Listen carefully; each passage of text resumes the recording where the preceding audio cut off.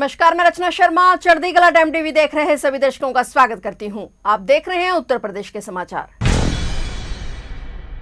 उत्तर प्रदेश के मुख्यमंत्री योगी आदित्यनाथ ने कहा कि राष्ट्र कवि रामधारी सिंह दिनकर की कालजयी कृति रश्मि रथी आज भी समाज और राष्ट्र का मार्गदर्शन करती है। उन्होंने कहा कि यदि भारत को मजबूत, आत्मनिर्भर और विकसित बनाना है तो जातिवाद के नाम पर समाज को बांटने वाली शक्तियों से सावधान रहना होगा। सीएम आदित्यनाथ ने जातिवाद के नाम पर समाज को कमजोर करने वालों के खिलाफ आगाह किया और देशद्रोहियों के खिलाफ सतर्क रहने की जरूरत पर जोर दिया। मुख्यमंत्री ने रामधारी सिंह दिनकर की 52वीं पुण्यतिथि और उनकी कालजयी कृति रश्मि रथी के प्रकाशन के 75 वर्ष होने के उपलक्ष्य में लखनऊ में आयोजित 3 दिवसीय रश्मि रथी महोत्सव के उद्घाटन सत्र को संबोधित किया और मुख्यमंत्री ने कहा कि हमें याद रखना चाहिए कि यदि हम अपनी स्वतंत्रता को सुरक्षित करना चाहते हैं, एक विकसित भारत और आत्मनिर्भर भारत के दृष्टिकोण को साकार करने की आकांक्षा रखते हैं, तो हमें उन गद्दारों के खिलाफ सतर्क रहना चाहिए जो देश को लूटते हैं और जातिवाद के नाम पर समाज को कमजोर करते हैं। ये प्रेरणा संदेश दिनकर जी ने दशकों पहले हमें दिया था। याद करना, अगर अपनी आजादी को, भारत की स्वाधीनता को लंबे समय तक, अनंत काल तक बनाए रखना है और विकसित और आत्मनिर्भर भारत की परिकल्पना को साकार करना है, तो जातिवाद के नाम पर देश को लूटने वाले, समाज को कमजोर करने वाले उन राष्ट्रद्रोहियों से हमें सावधान रहना होगा। और दिनकर जी इस बात की प्रेरणा हमें दशकों पहले दे चुके हैं, दशकों पहले दे चुके हैं। और किस प्रकार से नौजवानों के लिए एक प्रेरणा होती है, कैसी प्रेरणा, किस प्रकार की प्रेरणा। सच है, विपत्ति जब आती है कायर को ही दहलाती है।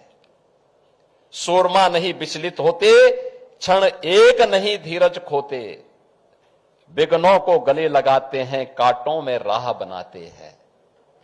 क्या पंक्तियां हैं, क्या भाव है। और किस रूप में उन्होंने समाज की चेतना को जागरूक किया, किस रूप में उन्होंने पूरे समाज को एकजुट किया और एक से एक काव्य कृति के माध्यम से वे अलग जगाते रहे, देश की चेतना को जागरूक करते रहे। देश को जब भारत के अंदर, भारत के लोकतंत्र को घोंटने का प्रयास हुआ था, तब भी दिनकर जी ने यह आह्वान किया कि सिंहासन खाली करो कि जनता आती है। उत्तर प्रदेश के मऊ जिले में दर्दनाक हादसे से चीख पुकार मच गई। सूचना मिलते ही मौके पर दोहरीघाट थाने की पुलिस पहुंच गई। स्थानीय लोगों की मदद से भीड़ को हटाया गया और इसके बाद शवों को कब्जे में लेकर पोस्टमार्टम के लिए भेज दिया गया। दरअसल बेटी की शादी संपन्न कर घर लौट रहे कि परिवार के 3 सदस्यों समेत 5 लोगों की दर्दनाक सड़क हादसे में मौत हो गई। हादसा दोहरीघाट थाना क्षेत्र के कुसमुहा बशातरपुर के पास गोरखपुर वाराणसी 4 लेन पर हुआ, जहां तेज रफ्तार स्कॉर्पियो डिवाइडर से टकराने के बाद दूसरी लेन में जा रहे ट्रेलर से भिड़ गई। वाहन को बिहार के गया निवासी चालक पुरुषोत्तम चला रहा था, जबकि दूसरा चालक नीतीश पीछे बैठा था। टक्कर इतनी जबरदस्त थी कि स्कॉर्पियो का अगला हिस्सा पूरी तरह से क्षतिग्रस्त हो गया। सभी सवार उसमें फंस गए और सूचना मिलते ही क्षेत्राधिकारी घोसी जितेंद्र सिंह और थाना प्रभारी निरीक्षक संजय कुमार त्रिपाठी पुलिस बल के साथ मौके पर पहुंचे। पुलिस और फोरेंसिक टीम ने करीब 2.5 घंटे की कड़ी मशक्कत के बाद स्कॉर्पियो को काटकर सुबह 5 बजे सभी 5 शवों को बाहर निकाला और इसके बाद शवों को पोस्टमार्टम के लिए जिला अस्पताल भेज दिया गया। इस दर्दनाक घटना से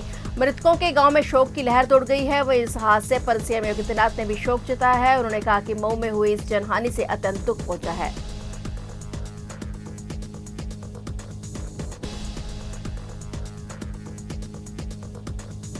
आगरा के सदर थाना क्षेत्र की 2 सगी बहनों के धर्मांतरण के मामले में गिरोह के मास्टरमाइंड सैयद दाऊद के भोपाल वाले घर की कुर्की कर दी गई है। पुलिस ने फर्नीचर सहित अन्य सामान जब्त किया है। घर पर कोर्ट के आदेश की कॉपी भी चिपकाई गई है। आरोपी कनाडा में रहकर धर्मांतरण गिरोह के लिए फंडिंग कर रहा था। पुलिस अब उसके खिलाफ फरारी में चार्जशीट लगाने के बाद दूतावास से संपर्क कर उसे भारत लाने के प्रयास करेगी। वर्ष 2025 में सदर क्षेत्र की 2 सगी बहनों की गुमशुदगी थाना सदर में दर्ज हुई थी। जांच में उनका धर्म परिवर्तन करवाकर धर्मांतरण के गैंग में शामिल किए जाने का पता चला था और पुलिस टीम ने धर्मांतरण गैंग का पर्दाफाश करते हुए 6 राज्यों से गैंग के 13 सदस्यों को गिरफ्तार किया था। दोनों बहनों को मुक्त करवाकर परिजनों के सुपुर्द किया था। आरोपियों को न्यायालय में जेल भेज दिया गया था और जांच में आरोपियों के पाकिस्तान के कनेक्शन होने के साक्ष्य मिले थे और गैंग को धर्मांतरण के लिए विदेशी फंडिंग का जिम्मा मध्य प्रदेश के भोपाल जिले के गांधीनगर निवासी सैयद दाऊद पर था। आरोप है कि उसका संपर्क पाकिस्तान में बैठे लोगों से है। कनाडा में रहकर गैंग के सदस्यों को निर्देश देता था। डीसीपी पश्चिम जोन आदित्य सिंह ने बताया कि सैयद दाऊद गिरोह की फंडिंग करता था और वह कनाडा में छिपा है। उसे भारत लाने के प्रयास किए जाएंगे। गिरोह में जितने भी लोग हैं उन सभी पर कार्रवाई होगी।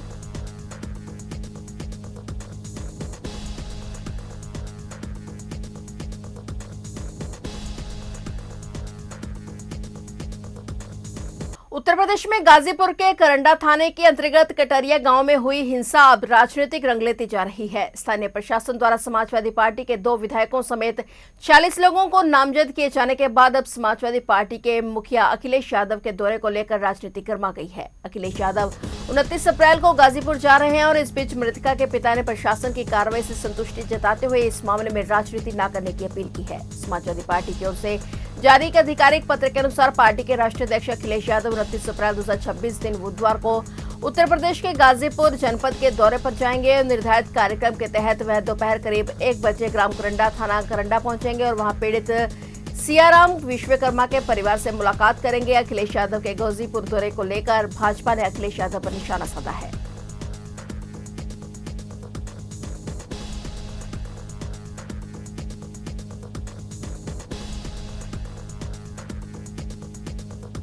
साइबर क्राइम थाना कानपुर नगर ने डिजिटल अरेस्ट के जरिए साइबर ठगी करने वाले गिरोह के खिलाफ बड़ी कार्रवाई करते हुए 5 अभियुक्तों को गिरफ्तार किया है। आरोपियों ने खुद को पुलिस एवं अन्य सरकारी अधिकारी बताकर एक दंपति को डिजिटल अरेस्ट का भय दिखाया और 57 लाख रुपए की ठगी कर ली थी। पुलिस आयुक्त रघुवीर लाल ने पत्रकारों को बताया कि भैरव प्रसाद पांडे निवासी रामबाग ने साइबर क्राइम पोर्टल पर शिकायत दर्ज कराई थी कि 10 से 18 अप्रैल के बीच अज्ञात व्यक्तियों ने उन्हें और उनकी पत्नी मीना पांडे को डिजिटल अरेस्ट किया, भय दिखाकर 57 लाख रुपए की ठगी की। अभियुक्तों ने व्हाट्सएप कॉल कर स्वयं को पुलिस अधिकारी बताते हुए झूठी सूचना दी कि उनकी पत्नी के आधार कार्ड से पुलवामा आतंकी हमले के मुख्य आरोपी के खाते में 70 लाख रुपए भेजे गए हैं और इसी आधार पर उन्हें और उनके परिवार को गिरफ्तार करने की धमकी दी गई। बाद में वीडियो कॉल के माध्यम से वर्दीधारी व्यक्तियों को दिखाकर विश्वास पैदा किया गया और जांच प्रक्रिया के नाम पर विभिन्न बैंक खातों में कुल 57 लाख रुपए जमा करा लिए गए। गिरफ्तार अभियुक्तों में जयप्रकाश, शुभंकर सिंह, विक्रम सिंह, राजू ठाकुर समेत कुल 5 लोग शामिल हैं। ये 3 दिन पहले एक डिजिटल अरेस्ट का केस रजिस्टर हुआ था जिसमें 57 लाख रुपए की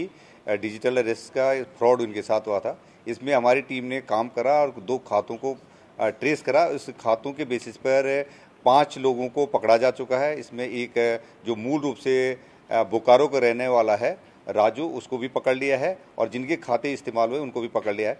इसी बातचीत में ये बात सामने आई है कि सीएसएफ के एक कर्मचारी दाऊद अंसारी हैं जिसकी राउरकेला में पोस्टिंग है, वो भी इसमें इन्वॉल्व है, जिसके संबंध में मेरे सीएसएफ हेडक्वार्टर से बात हुई है और उसको भी जल्दी से पूछताछ के लिए हमारी टीम लेने जा रही है। उसे भी पूछताछ होगी।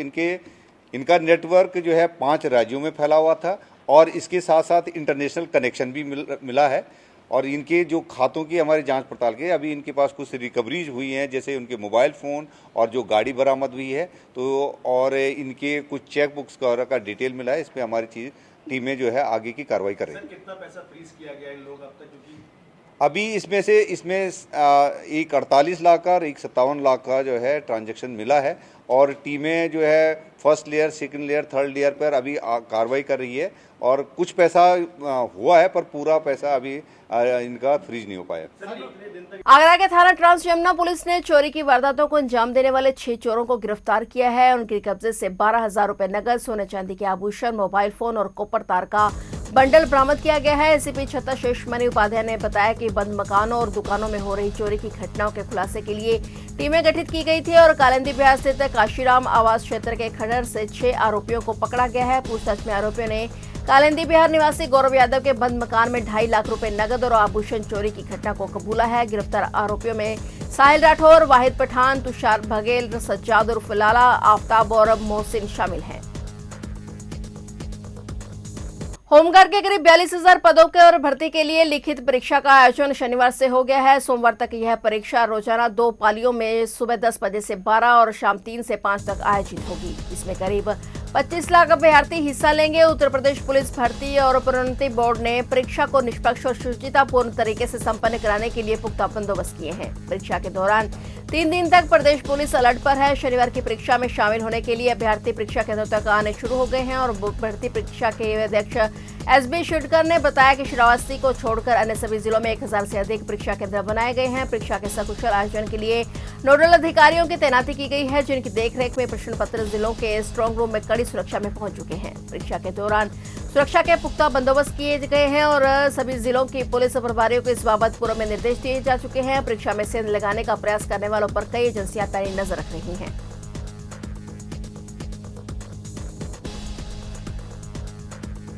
फिलहाल उत्तर प्रदेश के समाचारों में इतना ही। और नए समाचारों के साथ फिर से हाजिर होंगे, तब तक के लिए देखते रहिए चढ़ती कला टाइम टीवी।